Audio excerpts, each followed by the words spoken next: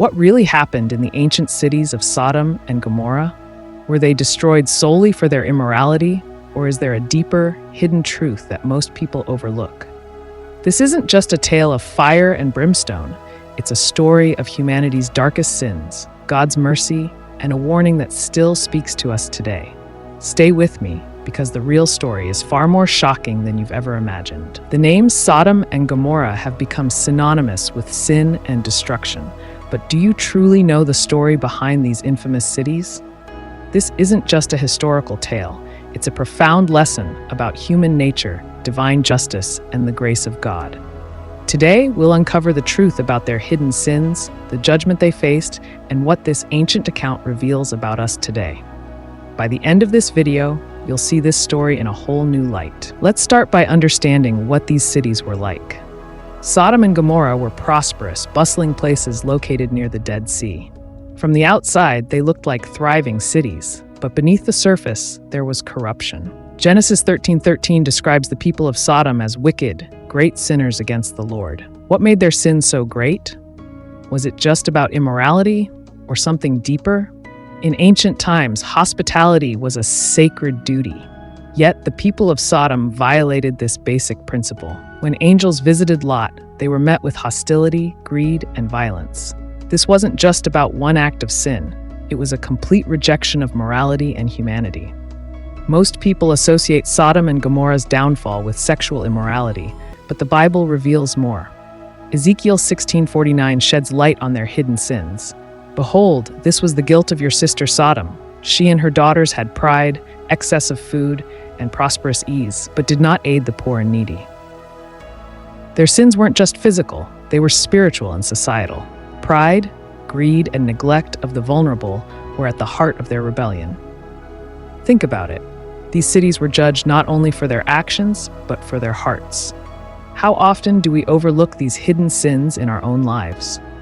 The story takes a dramatic turn when two angels visit Lot. They warn him of the impending destruction, but what happens next reveals the true state of Sodom's people. Instead of welcoming the visitors, the men of the city demand to harm them.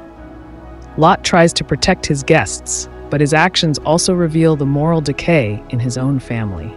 Lot's hesitation to leave Sodom speaks volumes. How often do we cling to things we know are harmful, hoping they'll change? God's warning wasn't just for Lot, it's for us too. And then comes the climax. God rains fire and brimstone on the cities, completely destroying them. Archaeological evidence suggests that a catastrophic event, possibly a meteor explosion, matches the biblical account. The destruction was total, leaving no survivors except Lot and his daughters. But why such severe judgment? God's actions weren't just about punishment, they were about preserving righteousness. The story is a reminder that sin has consequences, and ignoring God's warnings leads to destruction. So what does this ancient story mean for us now? The hidden sins of Sodom, pride, greed, and neglect, are still alive in our world. How often do we turn a blind eye to injustice, live in comfort without thought for others, or let pride rule our hearts? Yet, the story also shows God's mercy. He was willing to spare the cities if even 10 righteous people were found. This is a call for us to be that righteousness in a broken world. The destruction of Sodom and Gomorrah isn't just a tale of judgment, it's a call to self-reflection and change. Sodom and Gomorrah's story is more than fire and brimstone. It's a mirror reflecting the state of our own hearts. It's a reminder that hidden sins left unchecked lead to destruction. But it's also a story of hope, showing that God's mercy is always available for those who turn to Him. Yet this hope comes with a challenge, a call to examine our own hearts. Are we, like the people of Sodom, ignoring the cries of the needy, allowing pride to blind us, or indulging in sins we justify as harmless? The story of Sodom and Gomorrah isn't just about ancient cities. It's a mirror reflecting the state of our world today. Jesus reminds us in Matthew 11, verse 23-24, that if Sodom had witnessed His miracles, they might have repented.